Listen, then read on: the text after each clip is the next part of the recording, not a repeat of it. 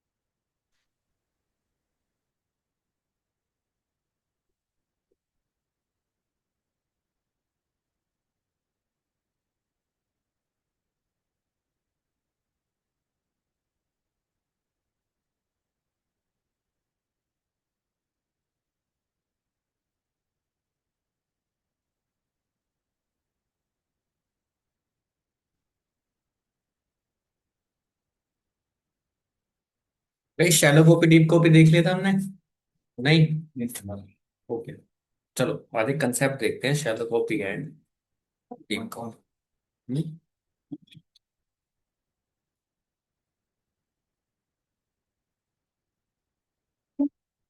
Lambda function भी बचा है शायद अभी। पढ़ लिया। मैं फिल्टर रिड्यूस भी पढ़ लिया। पढ़ लिया ना।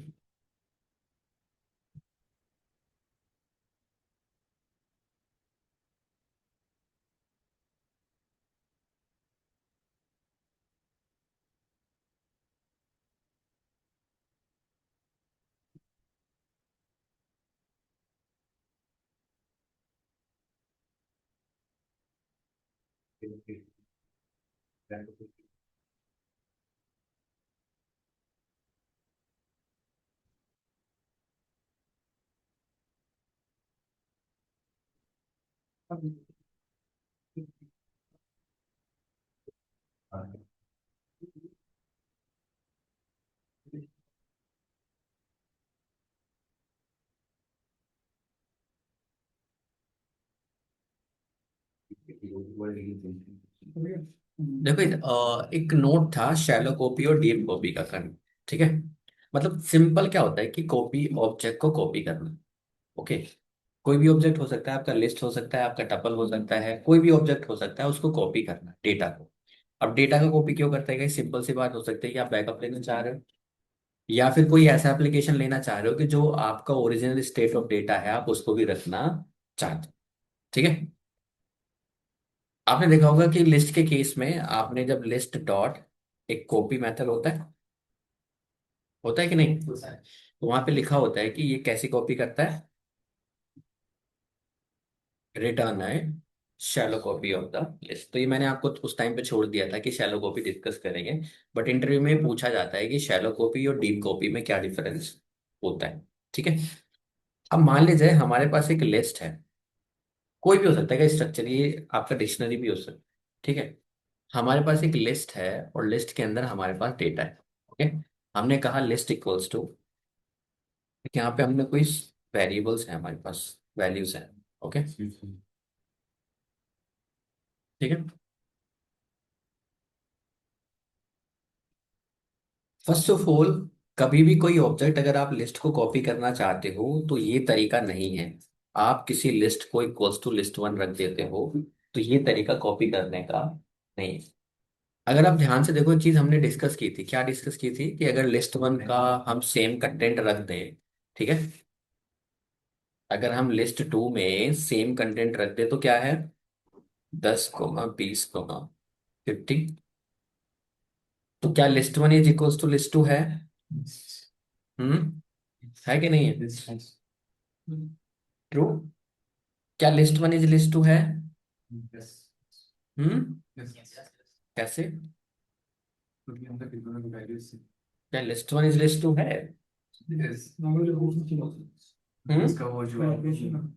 ये तो मैंने आपको बताया था कि अभी दो ऑपरेटर होते हैं आपके, गोस टू और एक होता है आपका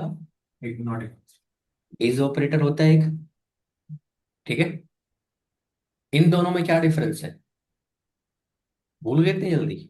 सर फर्स्ट रेफरेंस का मतलब कि दोनों की वैल्यू सेम, और जो एस रहता है उसमें डिफरेंस रहता है ये तो कौन सा ये ऑपरेटर है वैसे, क्या बोलते हैं इसको?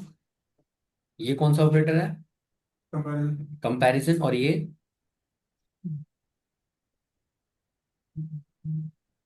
क्या नाम है इस ऑपरेटर का? ऐसे एक बार रिपीट कर लिया करो चीजों को, कम से कम यूट्यूब भी रिपीट कर लिया करो, वहां भी ना रिपीट कर पाओ तो। आइडेंटिटी ऑपरेटर, ठीक है। ये आइडेंटिटी बता रहा है। अब ये दोनों ट्रू क्यों है और ये दोनों फॉल्स क्यों है? क्योंकि इन दोनों की आइडेंटिटी कहीं ना कहीं पर अलग है। अब आइडेंटिटी का क्या मतलब है? आइडेंटिटी क्या होता है वैसे? पहचान होती है ना किसी की भी।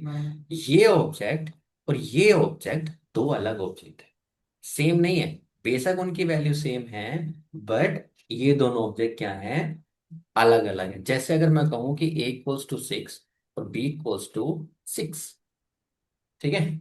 अब ये दोनों ऑब्जेक्ट भी एक ही हैं और इनकी आइडेंटिटी भी क्या है, एक है। कैसे? अगर हम कहें print a equals to b, और प्रिंट ए इज बी, दोनों ही ट्रू है इस केस में, बट ये क्या है हमारा, फॉल्स है। इसका मतलब ये दोनों एक ही मेमोरी लोकेशन को क्या करते हैं, डिनोट करते हैं। एक ही रेफरेंस को क्या करते हैं, डिनोट करते हैं। 5 का भी 6 का भी रेफरेंस वही है, ए का भी और बी का भी वही है। मतलब वैल्यू जो है 6 वाली एक ही जगह पर स्टोर हुई है, बार बार नहीं हुई है। इसलिए इन दोनों का रेफरेंस क्या है, सेम है। ठीक है, यहाँ पे हमने क्लियर किया इसको। चलो ठीक है, हमने समझ ली ये बात यहाँ पर। तो क्या इसको चेक करके देख सकते हैं? देख सकते हैं, क्यों नहीं। अगर हम प्रिंट ए की आईडी चेक करें, आईडी ऑफ ए, सॉरी किसका, लिस्ट वन का।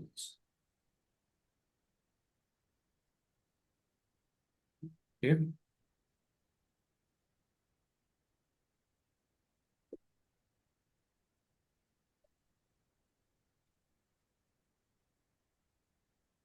ठीक है। और हमने इसको कर दिया list two. So you will see दोनों का रेफरेंस क्या है, अलग है। आइडेंटिटी दोनों की क्या है, अलग है। सो अगर हम यहाँ पे आईडी चेक करें इसका, ए का, और बी का चेक करें, दोनों का क्या है, सेम है। सो अगर हमने गए सी, अब वहां ध्यान से सुनना मेरी बात, यहां पर आपने एक लिस्ट वन बना रखा है और एक लिस्ट टू बना रखा है।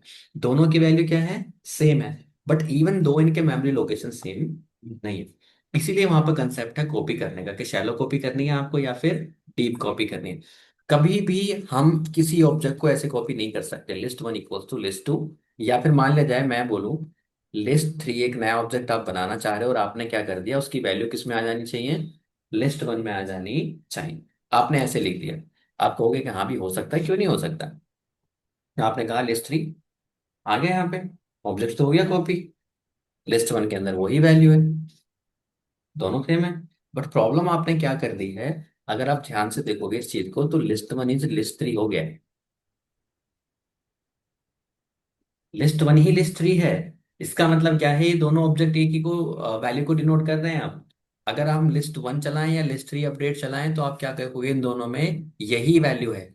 आप यहाँ पर आईडी चेक करोगे किसका, लिस्ट वन का, तो यू विल सी दोनों में क्या रहा है।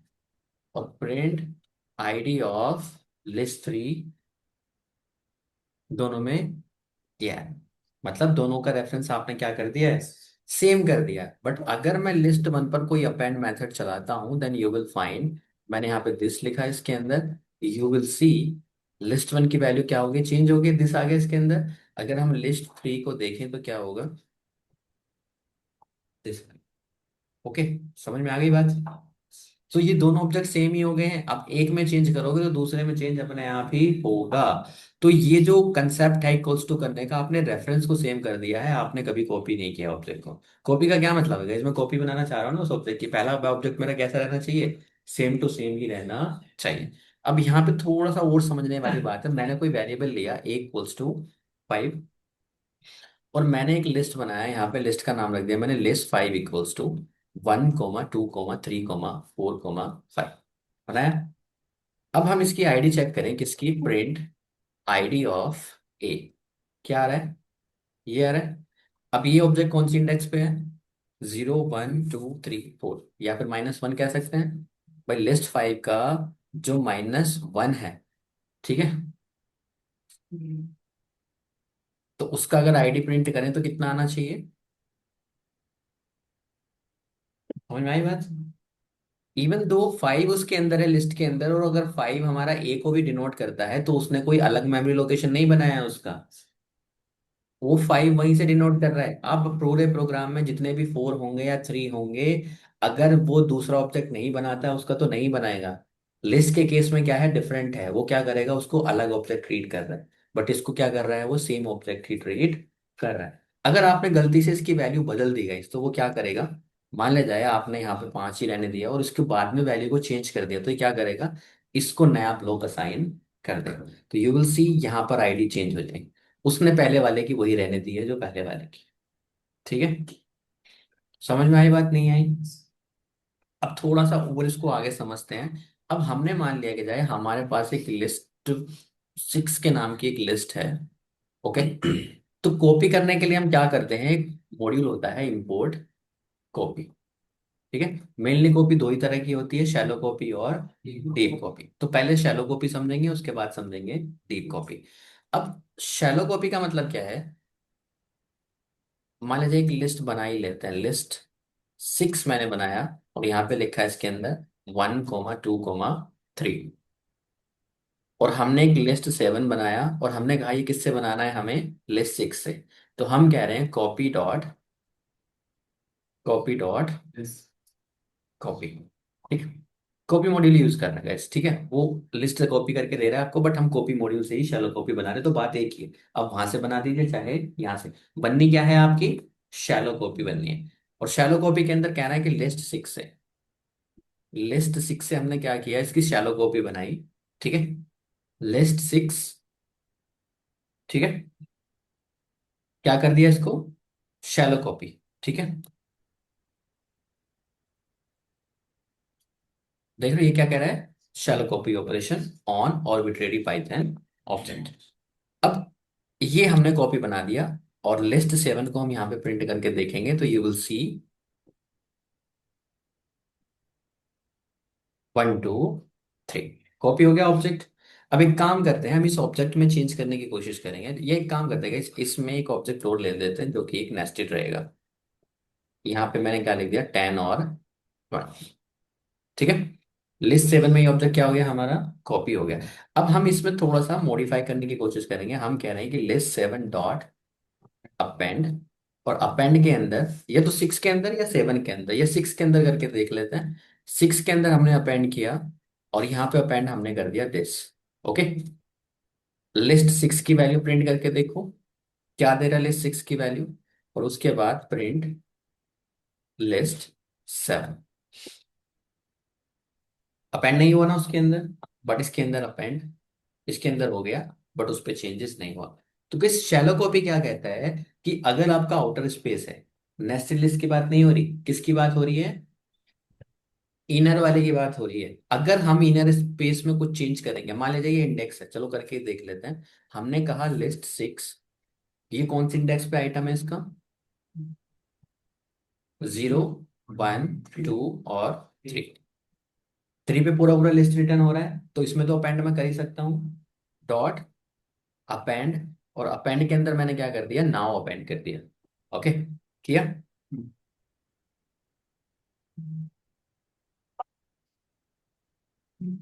ठीक है। लिस्ट 6 को प्रिंट करके देखो, एक्सपेक्टेड था जो वही हुआ, कि अंदर वाले जो लिस्ट है उसमें अपेंड हो गया। बट यू विल सी, अगर लिस्ट 7 की हम वैल्यू चेक करेंगे, देन यहाँ पर भी अपेंड हो गया। तो इस बात से हमें क्या पता चला, अगर हम इक्वल्स टू साइन ले रहे हैं, तो पूरा का पूरा ऑब्जेक्ट क्या हो गया है, सेम हो गया है ना। अगर हम शैलो कॉपी यूज कर रहे हैं, तो बाहर वाले ऑब्जेक्ट पे कोई फर्क नहीं पड़ रहा है। अगर इसके अंदर नेस्टेड ऑब्जेक्ट हैं, तो वो सेम रेफरेंस क्या करेंगे, फॉलो करेंगे। मतलब अगर हम इसका रेफरेंस चेक करें, आईडी चेक करें, और इसकी आईडी चेक करें, तो दोनों की क्या निकलेगी, सेम निकलेगी। क्योंकि ऑब्जेक्ट तभी चेंज हो सकता है जब वो एक ही मेमोरी एड्रेस को क्या करता हो, डिनोट करता हो। क्लियर आई बात समझ में? हम्म। अगर लिस्ट 6 में से डिलीट करते हैं सर, दूसरा में से यस, डिलीट। दोनों में से हो। अगर अंदर वाले ऑब्जेक्ट में से करते हो, बाहर वाले में से नहीं, क्योंकि बाहर वाले का ऑब्जेक्ट जो आईडी वो है क्या है, डिफरेंट है। केवल इनर ऑब्जेक्ट की क्या है, आईडी सेम। तो नेस्टेड ऑब्जेक्ट जो होंगे उसके अंदर वो सेम आईडी रखेंगे। इसको हम क्या कहते हैं, शैलो कॉपी। अगर हम डीप कॉपी बनाएंगे तो हम क्या लिखेंगे यहाँ पे, जो हमने अभी कॉपी किया है ये module, like this, copy dot deep copy. तो यहाँ पे क्या लिख देंगे, ये कंप्लीटली क्या है, आपका नया ऑब्जेक्ट बनेगा, एग्जैक्ट नया। मतलब इस ऑब्जेक्ट का और इस ऑब्जेक्ट का आपस में कोई लेना देना नहीं। आइडिया वाली। Yes exactly. आईडी उनकी बाहर की भी से अलग थी, लेकिन नेस्टेड वालों की क्या थी, Same. सेम थी। ठीक है। लिस्ट सिक्स डॉट, एक काम करते हैं डायरेक्ट, एक तो अपेंड करके देख लेते हैं। यू विल सी, अगर अपेंड मैंने यहाँ पे नाउ करा तो आप देखोगे लिस्ट सिक्स में अपेंड हुआ। अगर यहाँ पे अपेंड कर दें एक बार लिस्ट सिक्स डॉट, या फिर इसके इसी में इंडेक्स में अपेंड करें, किसके अंदर, थ्री है ना, ये 0 1 2 3 डॉट अपेंड। और अपेंड के अंदर हमने लिख दिया यहाँ पर this. So list six print करके देखोगे तो नेस्टेड में भी अपेंड किया हमने और आभार वाले में भी किया। सो नाउ अगर हम लिस्ट सिक्स को प्रिंट करके देखें, या सेवन को, सेवन ही तो बनाया था हमने शायद, तो सेवन हमारा अभी तक ऐसा का ऐसा ही है। नो मैटर हमने यहाँ पर अपेंड किया नेस्टेड वाले में, और नो मैटर हमने बाहर अपेंड किया, it doesn't make any difference. तो this is a shallow, sorry कौन सी कॉपी है, डीप कॉपी। सो क्या समझ में आएगा, इक्वल्स टू साइन और शैलो कॉपी और डीप कॉपी। तो तीन तरह से आपने ऑब्जेक्ट कॉपी किए, पहला इक्वल्स टू साइन से, दूसरा शैलो कॉपी, और तीसरा डीप कॉपी। क्लियर है। अब इनका यूज कहाँ पे हो सकता है, कहानी तो हमने सुन ली, इतनी लंबी चौड़ी कहानी सुनी है, शैलो कॉपी डीप कॉपी। हम्म। भाई आप लोग क्या करते रहते हो दोनों लैपटॉप पे, क्या देख रहे हो लैपटॉप में, पूरी क्लास खत्म होगी तुम दोनों के लैपटॉप ही नहीं बंद हो रहे आगे, क्या कर रहे हो। कोड लिख लेते हैं। तो कोड बाद में लिख लेना, 24 घंटे में से आधा घंटे की क्लास है, पौने घंटे की क्लास है, कोड यही लिखना है आपको आके। कोड लिखने का टाइम तो मैं देता हूँ, पहले समझ लीजिए तब लिख लीजिए। वैसे मान लीजिए आपने कोई पेंट का प्रोग्राम बनाया, बनाया, आप पेंट पे कुछ ड्रॉ करना शुरू करते हो, ये शायद मैंने आपको बताया भी था पहले, Yes, yes. है ना। तो मुझे समझाने में कोई दिक्कत है नहीं। अब गई सब, जब इस पे आप चलाते हो तो इसका मतलब क्या है, अगर मैं लिस्ट के अंदर ऑब्जेक्ट को कॉपी करूंगा तो इसका मतलब क्या है, पुराना ऑब्जेक्ट मुझे चाहिए कि नहीं चाहिए। आपने एक लाइन ड्रॉ की, एक लाइन ड्रॉ की, जब आप कंट्रोल जेड करोगे तो क्या होगा, ये हटेंगे। तो इसका मतलब क्या है, पुराने वाले ऑब्जेक्ट की स्टेट मुझे चाहिए, तो मैं क्या करता चलूंगा, उनकी कॉपी बनाता चलूंगा, कंट्रोल जेड करता जाऊंगा और पुराना वाला ऑब्जेक्ट मुझे मिलता हुआ चला जाएगा। ठीक है। तो इस तरह से हम रियल वर्ल्ड में इनका, ये क्योंकि मैं ऑलरेडी आपको दिखा चुका हूं तो मुझे बताने में कोई दिक्कत नहीं। ठीक है। सो आई होप क्लियर है। और गाइस इंटरव्यू का इंपॉर्टेंट क्वेश्चन भी है, यू विल सी, कहीं ना कहीं पे होगा। देखो ये आपका इंटरव्यू बिट पे दिया हुआ है, shallow copy and deep copy. So ये भी उसने एक्सप्लेन कर रखा है। And even shallow copy deep copy,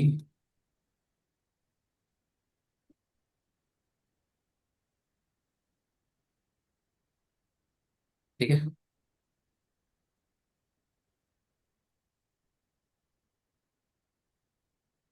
देखो गीक फॉर गीक्स में भी दे रखा है ये, आपका यहाँ पर भी दे रखा है, पाइथन क्वेश्चंस एंड आंसर्स यहाँ पर भी दे रखा है, मतलब ऑलमोस्ट सारी वेबसाइट्स पे ये वाला क्वेश्चन है। ठीक है।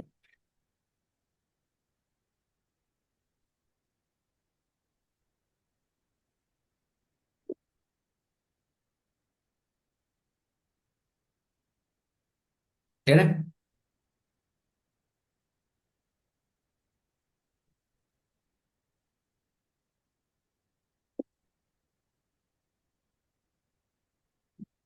हाँ जी अखंड, क्या समझ में आया, what is copy. Silo copy deep form. हम्म। और तो है, कुछ बताओ तो इनके बारे में, क्या शैलो कॉपी क्या deep copy. Equals to sign shallow copy and deep copy, तीनों का मुझे डिफरेंस बताओ क्या है।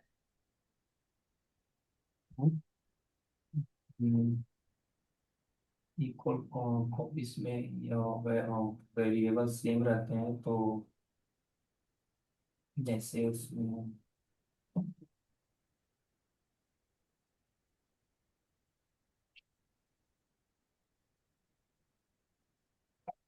जैसे उसकी आइडेंटिटी अलग होती है, वेरिएबल सेम होती है।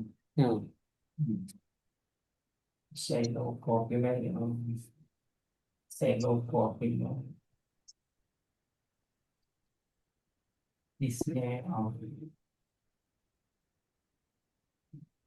हाँ जी सर, आप बताइए। सेलो कॉपी जो होती है वो कंजेस्टेड होता है, उसकी मेमोरी की वैल्यू तो सेम रहता है।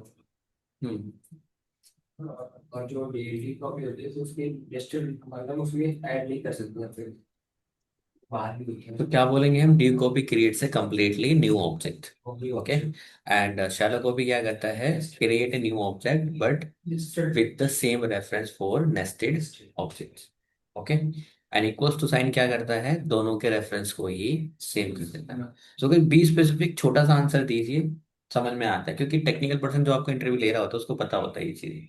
तो अगर आप टेक्निकल सीधा सीधा भी बोलेंगे कि सर अगर इक्वल्स टू साइन करेंगे तो दोनों का रेफरेंस सेम हो जाएगा, और उसमें क्या हो जाएगा, शैलो कॉपी में केवल नेस्टेड ऑब्जेक्ट के रेफरेंस सेम रहेंगे, अदरवाइज डीप कॉपी के अंदर कंप्लीटली न्यू ऑब्जेक्ट आपको मिलेगा। ठीक है? हाँ जी सर, अखंड। चलो दोबारा बताओ क्या बताया मैंने।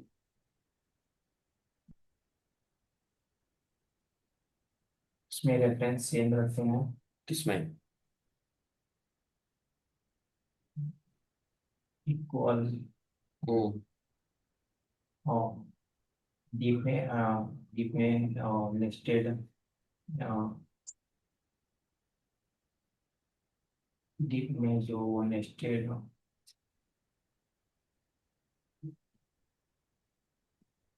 चलिए सर आप बताइए। इन समझाइए। सभी क्वेश्चन में जो वेरिएबल्स होते हैं उनके जो रेफरेंस सेम रहते हैं, और जो शैलो कॉपी रहता है उसके जो नेस्टेड नेस्टेड वाले रहते हैं ये सेम रहते हैं, और अदरवाइज जो डीप कॉपी रहती है उसमें कम्प्लीटली नया ऑब्जेक्ट बन जाते हैं। गुड।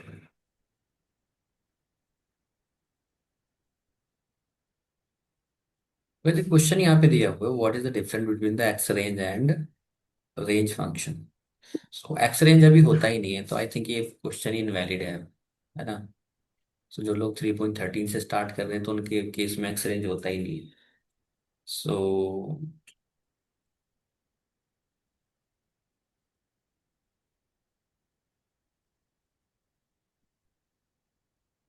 रेंज वही हो गया ना सर, रेंज वही दे रहा है इसमें। नहीं, पहले हुआ करता था एक्स रेंज, अभी नहीं होता एक्स रेंज। ठीक है। नहीं तो we can try, I think अब नहीं होता है। तो ये क्वेश्चन फिर बनता भी नहीं है जब ऑब्जेक्ट ही नहीं है आज की डेट में। बट हो सकता है कि पुरानी प्रोग्रामिंग है, यू विल सी ये इनवैलिड।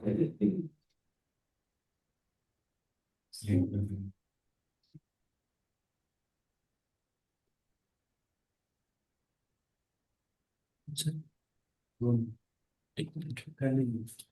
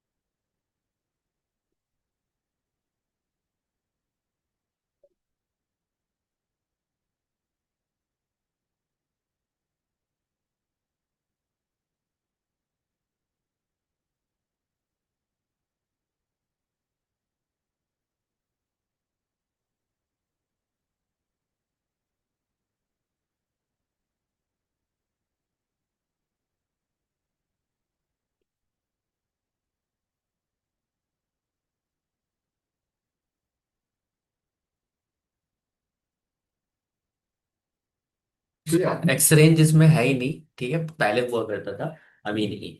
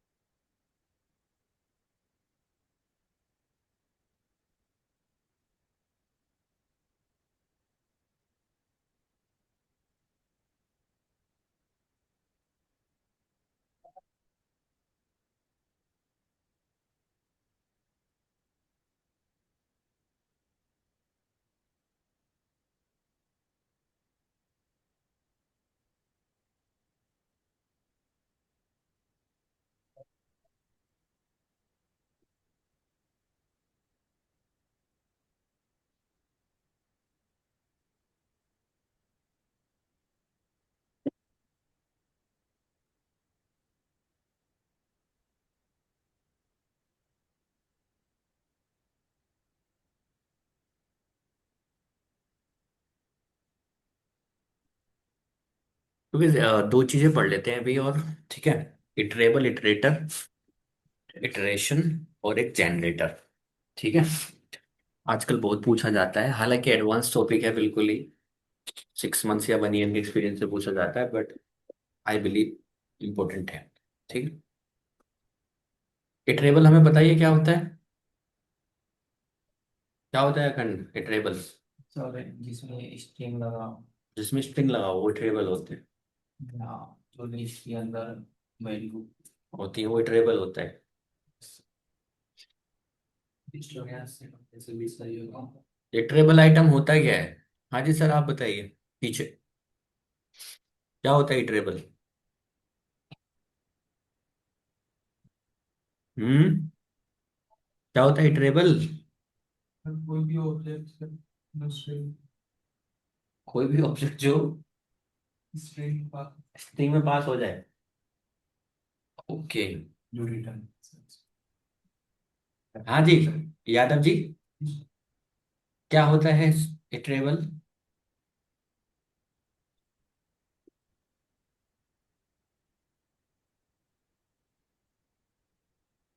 इतना लंबा गणित की जरूरत नहीं है, ठीक है, ज्यादा गणित लगा रहे हो तुम इधर उधर लगा के। हाँ जी सर, बराबर में, क्या होता है इटरेबल? हम्म,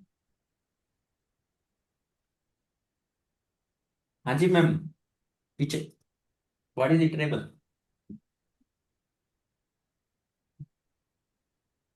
क्या होता है iterable? It's a norm. It's an, it's an object तो आप कह ही सकते हो। इट्स एन ऑब्जेक्ट का क्या मतलब होता है कि पाइथन के अंदर हर चीज ही ऑब्जेक्ट है।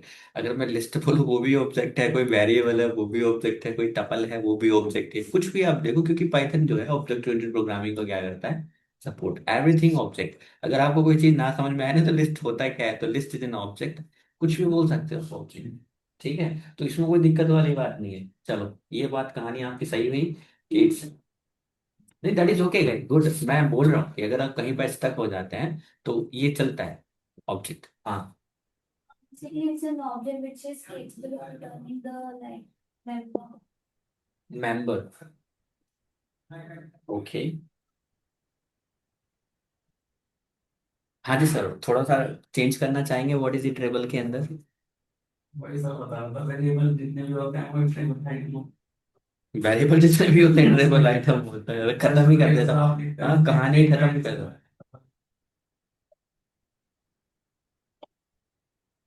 अच्छा, हाँ जी सर बताओ। तो एक सीक्वेंस होता है सर जिसको डिवाइड कर सकते हैं सर, एक फॉर्मूला पूरा डिवाइड कर सकता है, इटरेट कर सकता डिवाइड का मतलब? है, मतलब ब्रेक अलग अलग अलग करके उस पर कोई ऑपरेशन परफॉर्म कर सके। एक सीक्वेंस है, ऑब्जेक्ट भी कह सकते हम्म, हैं। हाँ जी सर आप बताइए थोड़ा सा, इसमें जो मेरा दिल खुश हो जाए थोड़ा सा, मैं इसी डेफिनेशन चाह रहा हूँ जो मेरा है। टेक्निकल पर्सन से ऐसा होता है एक्सपेक्टेशन है। सर, स्टेप बाय स्टेप जो वैल्यू हाँ रिटर्न पीछे करती पीछे है। चला। So that can be used as a sequence. हाँ तो बाकी मैं बता रहा हाँ जी सर बराबर में। It is capable of returning one of its member at a time. हम्म। हाँ जी। स्टेप बाय स्टेप जो वैल्यूज रिटर्न होती है उसमें हम्म। क्या बोलते हैं इटरेट और जैसे कि अगर वैल्यूज हम लोग को कुछ प्रिंट कराना हो या फिर कुछ इसमें ऑब्जेक्ट में कुछ भी एक्सप्लेन कराना, तो उसमें क्या होता है कि वैल्यूज को रिटर्न करता है, हम्म। वो इटरेबल होता है। इटरेबल इन शॉर्ट कह सकते हैं कि जो वैल्यू रिटर्न कर रहा है। ठीक है। देखो guys, अगर प्योर डेफिनेशन की बात करूं मैं, सो iterable is any object that can be iterated over. In simple terms, it's something that you can loop through, accessing each elements of one by one. So almost सबकी language जो है same है, ठीक है। बट ये नहीं है string लगा सकते हैं इसके ऊपर, ये बिल्कुल गलत है। ओके, आप जो कह रहे हो ठीक कह रहे हो। एक चीज का और ध्यान रखेंगे, ये इंटरव्यू के क्वेश्चंस होते हैं ना थोड़े से, तो आपको अपनी लैंग्वेज में थोड़े प्रिपेयर करने चाहिए। इवन दो आपको चीजें पता होती हैं, बट उसको एक्सप्लेन करना कभी कभी डिफिकल्ट हो जाता है। So an iterable is an any object that can be iterated over. Simple सी बात है सर, एक ऐसा ऑब्जेक्ट जिसको हम इटरेट कर सकते हैं। अब वो इटरेट का क्या मतलब होता है? इटरेट का मतलब ये होता है हम उसके एलिमेंट को वन बाय वन एक्सेस करते हैं। तो ऑलमोस्ट या तो कलेक्शन डेटा टाइप्स होते हैं या फिर आपकी स्ट्रिंग्स होती हैं, तो वो आपके इटरेबल ऑब्जेक्ट्स होते हैं जिनके ऊपर फोर लूप हम लगा सकते हैं। सिंपल सी बात बता सकता हूँ, जिसपे हम लूप लगा सकते हैं वो 100% कैसा आइटम है? एक इटरेबल आइटम है। बट अगर किसी पे इंडेक्सिंग लगा सकते हैं और स्लाइसिंग लगा सकते हैं, तो ये कोई गारंटी नहीं है। इटरेबल हो भी सकता है, नहीं नहीं होगा, ठीक है। अगर हम किसी पे लूप लगा रहे हैं तो उसमें इंडेक्सिंग लगा सकते हैं पक्का, भगवान कसम। अगर मैं एक ऐसा एलिमेंट बता दूं जिसपे लूप लगा सकते हो और इंडेक्सिंग ना लगा सकते हो, तो समझो मेरी भावनाओं को मैं क्या कहना चाहता हूँ। क्या ऐसा हो सकता है कि कैसा ऑब्जेक्ट जिसपे हम लूप लगा दें बट इंडेक्सिंग ना कर पाए? अभी तक तुमने यही देखा था ना। हूँ कौन सा? Dictionary. Dictionary, good. Iterable item है कि नहीं है गाइस? फॉर लूप लगा सकते हो डिक्शनरी पे, पर क्या उससे इंडेक्स से एक्सेस कर सकते हो उसे? नहीं। क्यों? क्योंकि उसमें की ही उसकी क्या होती है? एक्सेस करने का तरीका होता है। दूसरा बताओ, दूसरा कौन सा एलिमेंट है इसमें? टपल पे इंडेक्सिंग नहीं होती? अब तो तुम ज्यादा ही हो। सेट सेट, सेट में भी सेट पे इंडेक्सिंग नहीं होती। क्यों नहीं होती? क्योंकि इंडेक्सिंग हम उसी में करते हैं मेनली जिसका जो सीक्वेंस होता है वो एक ऑर्डर्ड होता है। बट सेट के अंदर सीक्वेंस कैसा होता है? अनऑर्डर्ड। तो वहां पर इंडेक्सिंग करने का कोई बेनिफिट ही नहीं। जब कोई सीक्वेंस ही ऑर्डर्ड नहीं है, आप -1 बुलाओगे कुछ और ही आएगा, तो उस केस में क्या मतलब है? क्या लॉजिक है उसको लगाने का इंडेक्सिंग? नहीं, ठीक है। तो समझ में आया इटरेबल का क्या मतलब हुआ? जिसको हम इटरेट कर सकते हैं और जिसमें हम लूप लगा सकते हैं, वो इटरेबल आइटम है। तो इंडेक्सिंग श्योरिटी नहीं देता है, ठीक है, कि भाई अगर इंडेक्सिंग आप कर रहे हो या नहीं कर रहे हो, ठीक है। अगर इंडेक्सिंग सपोर्ट नहीं कर रहा है तो इसका मतलब ये नहीं कि वो इटरेबल आइटम नहीं है। जैसे कि आपका डिक्शनरी और सेट है, तो दोनों केस के अंदर इंडेक्सिंग नहीं होती है, बट फिर भी वो दोनों कैसे आइटम है? इटरेबल, ठीक है। सो यहाँ पे लिखा हुआ है लिस्ट, टपल, सेट, डिक्शनरीज, ये सारे के सारे क्या हैं? आपके इटरेबल आइटम है।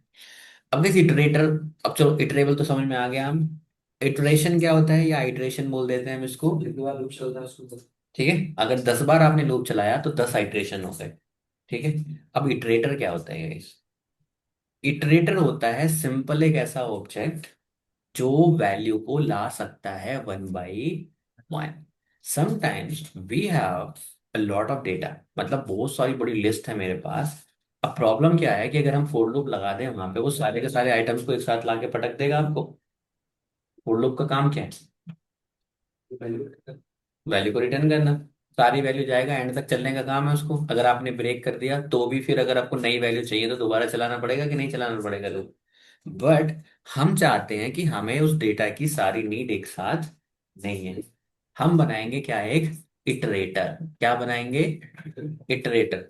जो वैल्यू को 1 बाय 1 क्या कर सकता है?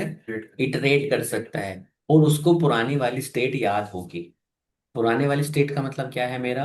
अगर वो थर्ड एलिमेंट पे है तो उसको थर्ड एलिमेंट का पता होगा कि मैं लास्ट टाइम मैंने कौन सा एलिमेंट दिया था, थर्ड। तो आपको नेक्स्ट टाइम कौन सा मिलेगा? Fourth element. Yes. Next time कौन सा मिलेगा? Fifth element.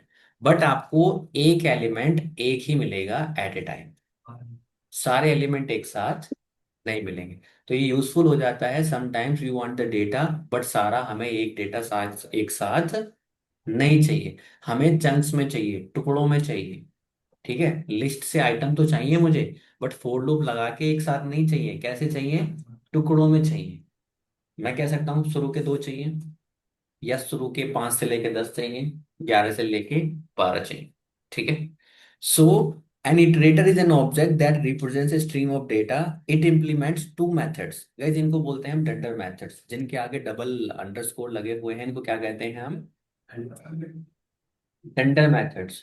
ठीक है। Dunder. Dunder. Dunder. DUNDER, dunder methods. ठीक है। डंडर क्यों कह रहे हैं इनको? डबल अंडरस्कोर की वजह से। 2 मेथड इनके पास होते हैं। पहला कौन सा होता है? इटर। और दूसरा क्या होता है? नेक्स्ट। इटर मेथड क्या बनाता है? आपको इटरेटर बना के देता है, और नेक्स्ट मेथड आपको क्या बना के देता है? नेक्स्ट एलिमेंट देता है। ठीक है। Return the iterator object itself. तो इटर मेथड क्या रिटर्न करता है आपको? Iterator object. Then next method returns the next element in the stream. Once all elements are exhausted, it raises stop iteration execution. तो अगर ये एक्सेप्शन रेज करता है कौन सा? जब आपका इटरेशन क्या हो जाता है? फिनिश हो जाता है। ठीक है। तो एक्सेप्शन हैंडलिंग भी मैं आप लोगों को बताऊंगा, ट्राई एक्सेप्ट ब्लॉक वगैरह। तो अभी एक्सेप्शन मान के चलते हैं कि जब हमारे खत्म हो जाएगा जो कि बाकी एक सिंटेक्स एरर होते हैं ना गाइस आपके, टाइप एरर, वैल्यू एरर, इनको क्या बोलते हैं हम? एक्सेप्शन। ठीक है। सो आई होप क्लियर समझ में आ गई आपको बात। एक हो गया आपका इटरेबल, एक हो गया आपका इटरेटर, और तीसरा क्या हो गया आपका? इटरेशन। ठीक है। So in summary, an iterable is something you can loop over. An iterator is the object that does the looping, managing the state of the providing the next element. An iteration is the process of actually performing the looping, going through each element of iterable. Clear है खंड? बताना क्या अंतर होता है तीनों में, iterable, iterator, iteration क्या होते हैं? जिससे सर इटरेट इटरेट किया जाए और लूप लूप चलाया जा सके और इटरेबल करते हैं। Yes, good. That is iterable item. And what is iterator? और सर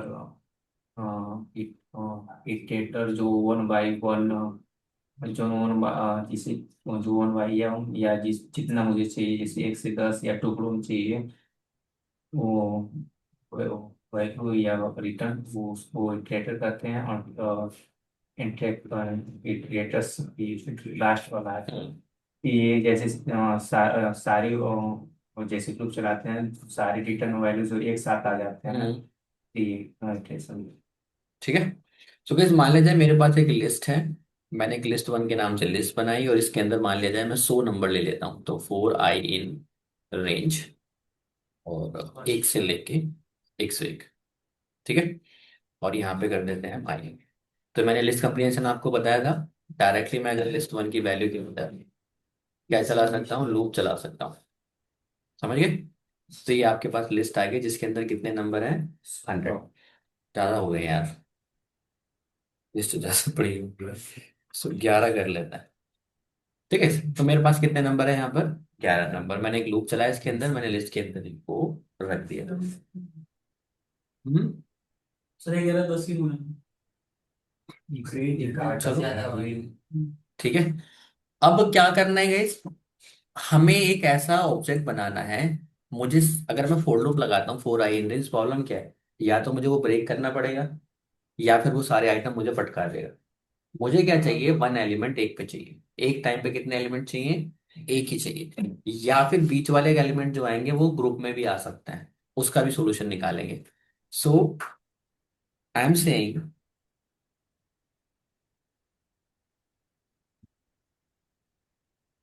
हमने कहा माई इटरेटर, एक वेरिएबल लिया हमने, माई इटरेटर, ठीक है। और हमने इस पे एक इटर मेथड चलाया, इस क्या चलाया,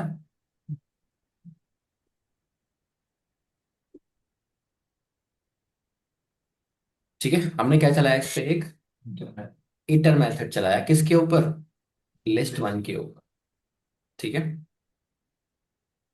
डन। अब इसका हम अगर टाइप चेक करेंगे तो ये क्या मिलेगा हमें, ये एक लिस्ट आइटरेटर है। अगर यहाँ पे टपल होता तो क्या मिलता हमें, टपल आइटरेटर। अब ये इटरेटर क्या कहता है, ये एक इटरेटर है और ये इस वैल्यू को क्या कर सकता है, इटरेट कर सकता है।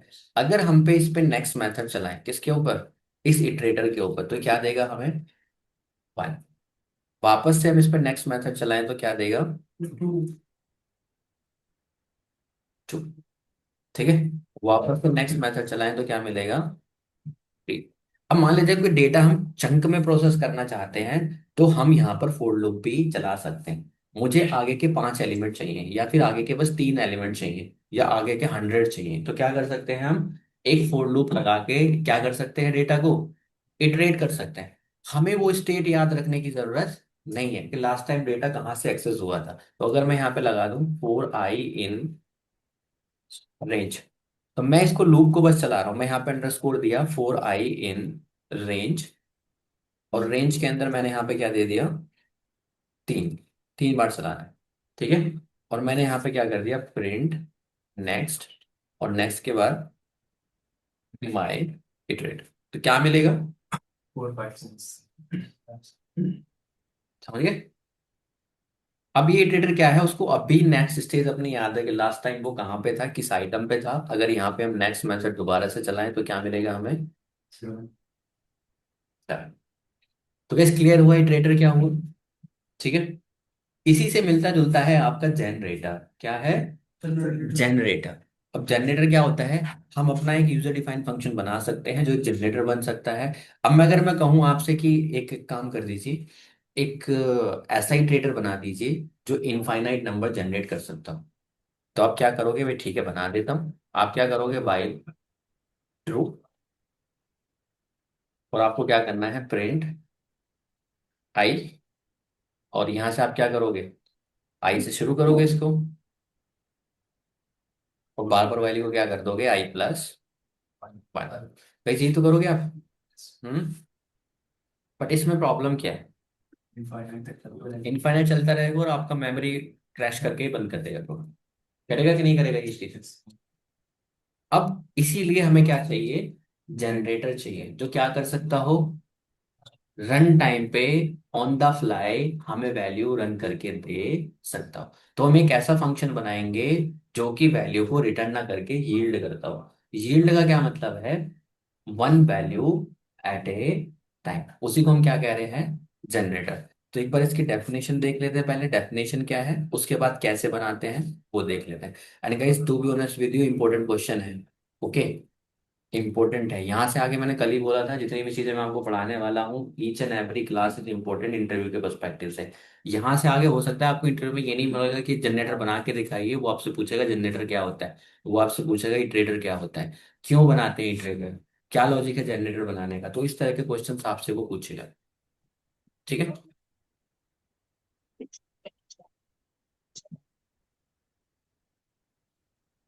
अब मान लीजिए मैं आपसे बोलूं कि एक सीक्वेंस ऐसा बना दीजिए जो इनफाइनाइट नंबर जनरेट करता हो और 2 के नंबर से चलता हो, या मैं आपसे बोलूं कि ऐसे सीक्वेंस चाहिए जो 5 की सीक्वेंस से चलता हो, बट इनफाइनाइट सीक्वेंस मुझे चाहिए। अब इसका सिंपल सा मतलब ये है कि गाइस आप एक फंक्शन बनाओगे जो वैल्यू को रिटर्न ना करके क्या करेगा, यील्ड करेगा। सो अखंड प्रो क्या कह रहा है ये, इन पाइथन, In Python, जोर alternator. से, In Python, alternator is a function that returns an iterator that puts so this is a sequence of value when iterated over. तो ये बात तो कंफर्म होगी, in Python is generator is a function that returns an iterator that produces a sequence of values when iterated over. वही काम कर रहा है ना ये, जो भी इटरेटर कर रहा था हमारा। बट ये अपने अंदाज से कर सकता है, मतलब ये किसी लिस्ट पे ना लगा के हम अपना खुद का जनरेटर बना सकते हैं। कोई भी सीक्वेंस ही जनरेट कर सकता है। आपको 5 नंबर के गैप से वैल्यू चाहिए, 3 के गैप से चाहिए, आपको इवन नंबर्स ही चाहिए, तो अपने हिसाब से हम क्या कर सकते हैं, जनरेटर बना सकते हैं। सिंपल, मैं फंक्शन बनाना है, मुझे फंक्शन से क्या करना है, वैल्यू को 2 से इंक्रीमेंट कर देना है बस।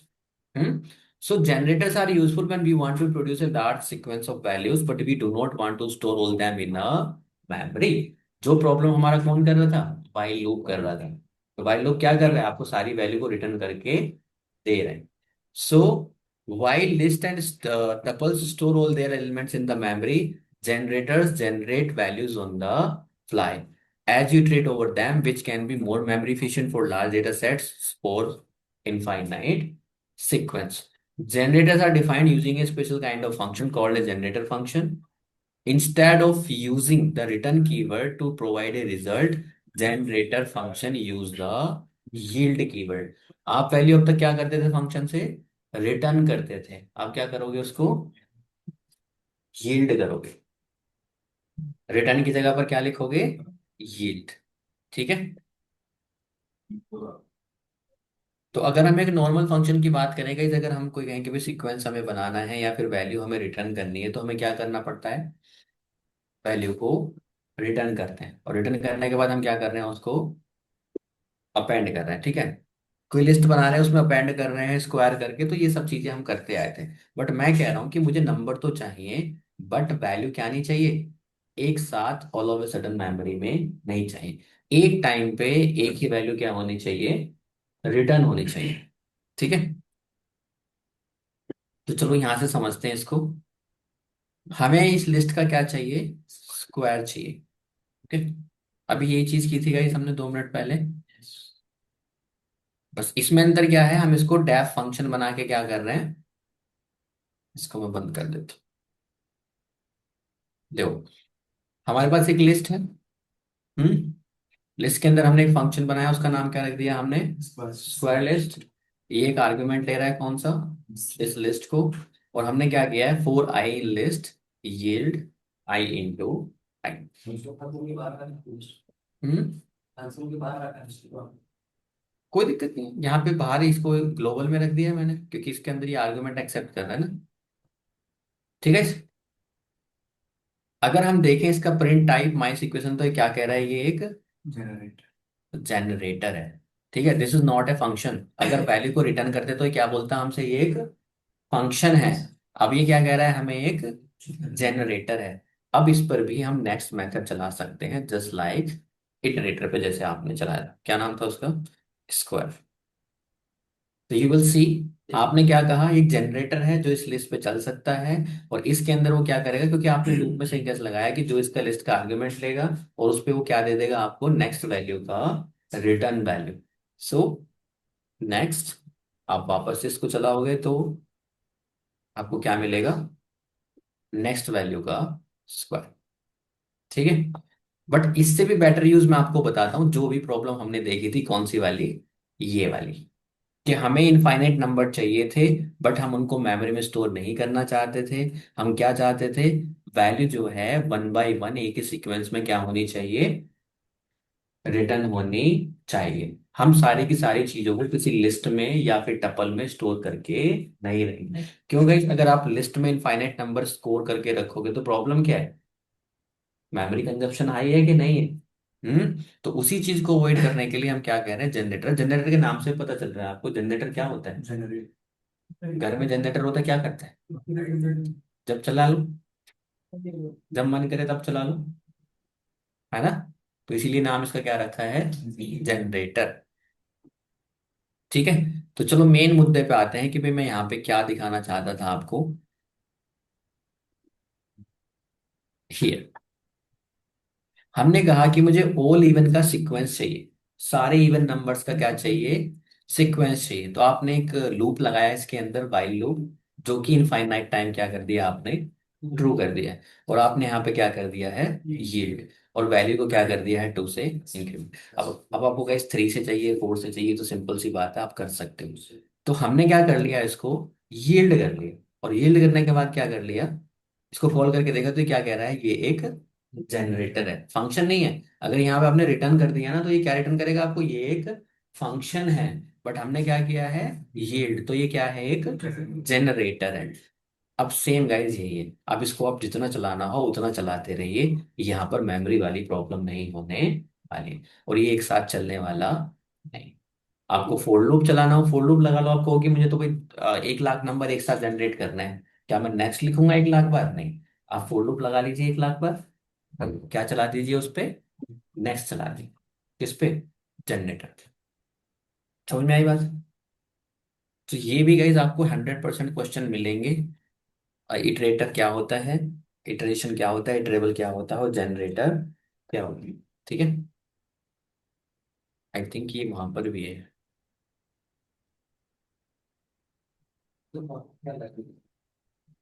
हम्म।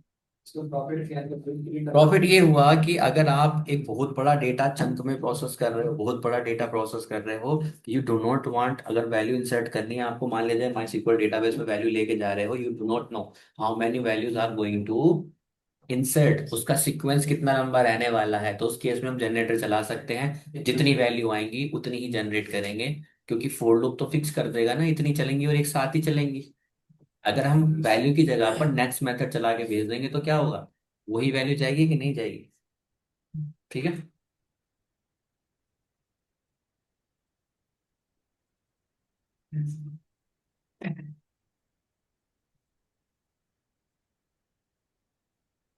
सो आई थिंक ये गीक फॉर गीक्स पे है। देखो गाइस, गीक फॉर गीक्स में भी 28वां क्वेश्चन यही है। ठीक है, जो आज पढ़ा है हमने शैलो, और जनरेटर यहाँ तो नहीं है। ठीक है, इंटरव्यू बिट पे ट्राई कर लो।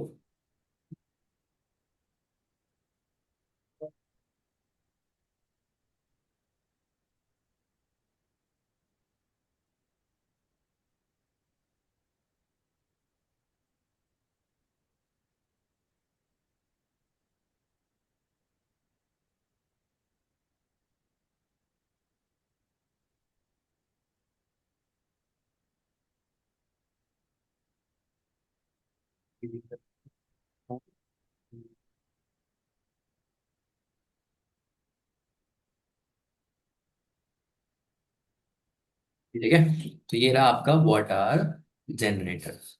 लाइक गाइस, आपको कोई फिबोनाची सीक्वेंस जनरेट करना है तो इस जनरेटर को चलाया जा सकता है। अब 10 फिबोनाची सीक्वेंस, तो आप इस पे नेक्स्ट मेथड इस तरह से चला सकते हो। ठीक है, सो गाइस इस मेथड को चाहे मैं ऐसे लिख दूं, चाहे मैंने चलाया जैसे नेक्स्ट फंक्शन की तरह ऐसे लिख दो, बात एक ही है। नंबर कौन सा होता है फिबोनाची? फिबोनाची सीरीज होती है, देख लेना, लाइक दिस।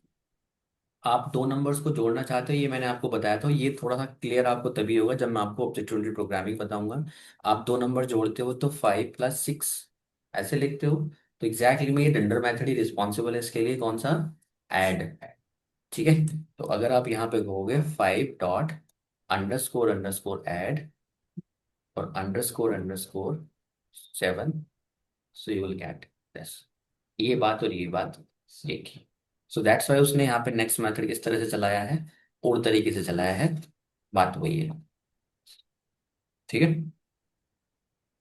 तो फिबोनाची सीरीज उसने इनफाइनाइट एक फिबोनाची सीरीज जनरेट की है, जिसमें आपको क्या मिल रहे हैं, नंबर्स मिल रहे हैं। तो इसने कहा 10 नंबर जनरेट कर लिए इसने 1 बार। ठीक है, तो 10 नंबर उसने एक साथ प्रिंट कर दिए, 4 i × 10 प्रिंट आई। तो ये फिबोनाची सीरीज होती है इधर। हम्म। Can be दो can be होता क्या है, last two can Fibonacci series नहीं सुनी है?